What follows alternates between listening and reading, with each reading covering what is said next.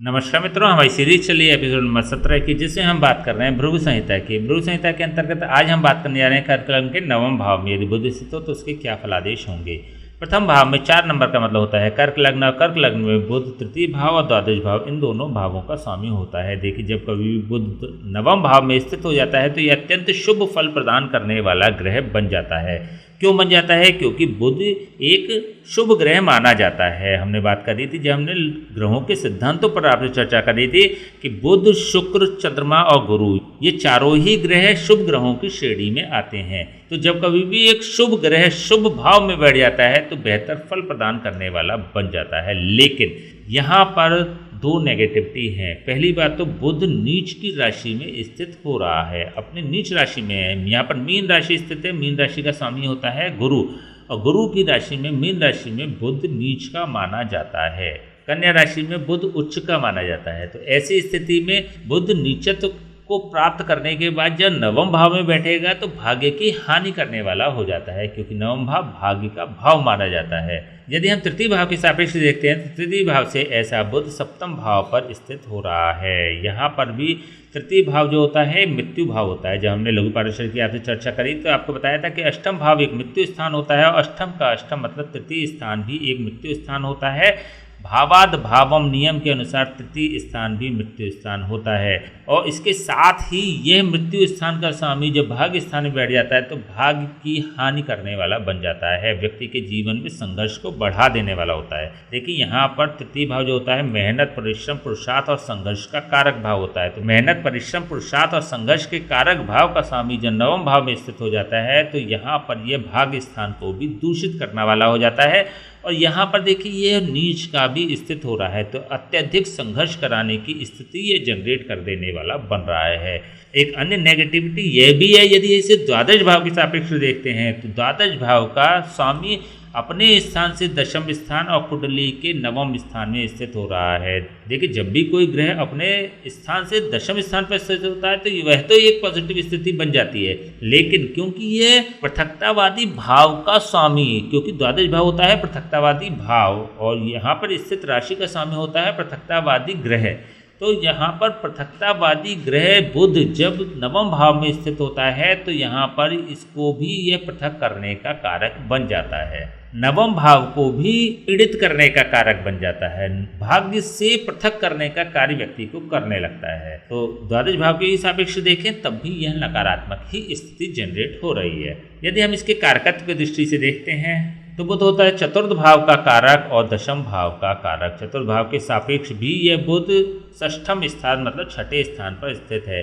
हालांकि केंद्र भाव का स्वामी त्रिकोण भाव में स्थित हो रहा है तो यह एक पॉजिटिव योग बना रहा है, लेकिन अपने स्थान से क्योंकि छठे स्थान पे बैठा हुआ है तो ये सांसारिक भोगों को उपलब्ध कराने में कुछ संघर्ष की स्थिति जनरेट कर देने वाला बन जाता है। लेकिन सांसारिक भोग व्यक्ति को उपलब्ध होंगे, एक्सपेक्टेशन के अनुरूप नहीं होंगे, क्योंकि इसके कारक भाव का स्वामी भी नीच का हो रहा है। इसी प्रकार से दशम भाव के कारक भाव का स्वामी भी नीच का हो रहा है। तो दशम भाव से जब देखेंगे तो यह बुध द्वादश स्थान पर जा रहा है और भाग्य स्थान पर जा रहा है और नीच का होकर जा रहा है। तो व्यक्ति का कर्म क्षेत्र तो व्यक्ति को प्राप्त होगा, लेकिन पूर्ण संतुष्टि प्राप्त नहीं होगी।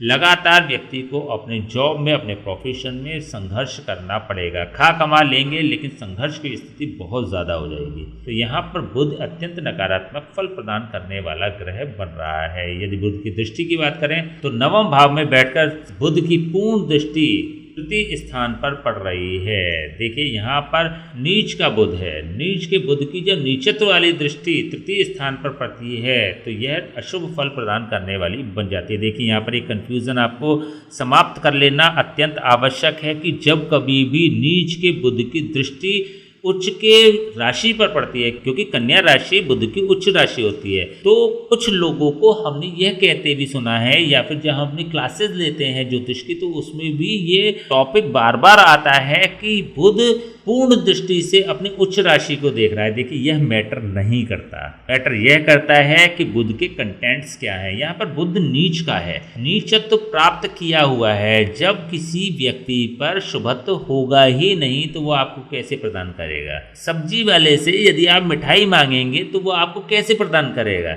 तो वही स्थिति बुध की भी है। यहाँ पर जब इसको शुभत्व प्राप्त ही नहीं हो रहा है तो ये आपको प्रदान कैसे कर सकता है। तो तृतीय भाव में भी भले ही इसकी उच्च राशि क्यों ना हो, लेकिन जब यह पूर्ण दृष्टि प्रदान करता है तो यहाँ पर भी यह अशुभता लाने का कार्य करता है। हालांकि यह जो स्थिति हो जाती है यह कुछ बेहतर स्थिति हो जाती है। कैसे हो जाती है?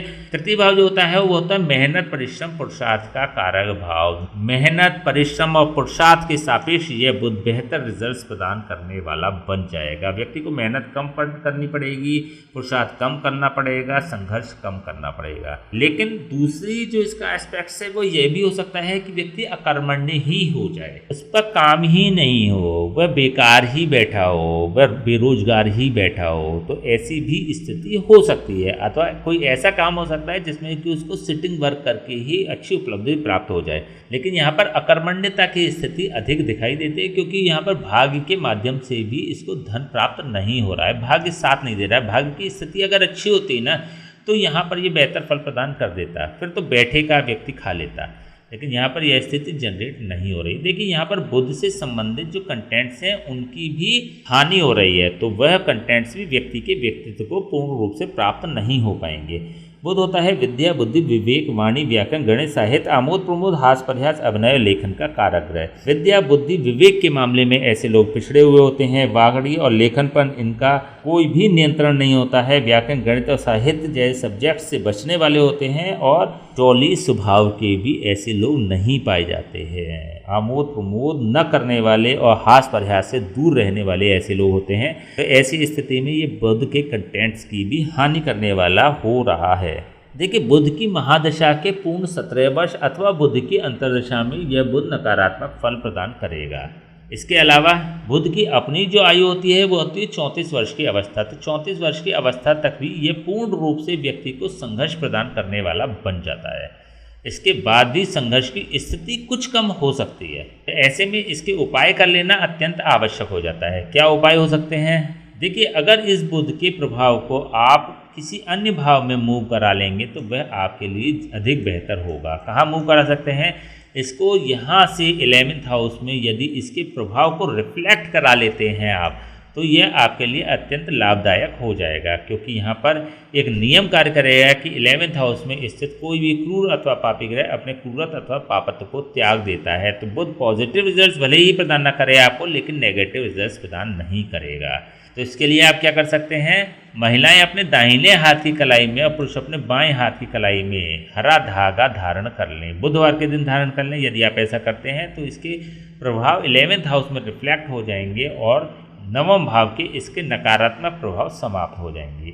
इसके अलावा यदि बुध की महादशा अथवा अंतर्दशा से आप होकर गुजर रहे हैं अथवा शुरू होने वाली है अथवा शुरू हुई है रिसेंटली, तो आपको ये ध्यान रखना चाहिए कि बुध एक शीर्षोदय ग्रह होता है। हमने पहले भी बात करी थी कि बुध, शुक्र और चंद्रमा ये तीनों ही ग्रह शीर्षोदय ग्रहों की श्रेणी में आते हैं। शीर्षोदय का मतलब ऐसे ग्रह जो अपनी भोग दशा के प्रारंभ में ही फल प्रदान कर दिया करते हैं, शीर्षोदय ग्रह कहलाते हैं। तो यह शीर्षोदय ग्रह होने के कारण अपनी भोग दशा के प्रारंभ में ही अपने इफेक्ट्स प्रदान कर देगा। तो यदि आपकी रिसेंटली दशा शुरू हुई है अथवा होने वाली है तो आप किसी ब्राह्मण से बात करके इसके जाप और हवन निरंतर कराते रहें। यदि आप ऐसा करते हैं तो ये पॉजिटिव फल प्रदान कर देने वाला होगा।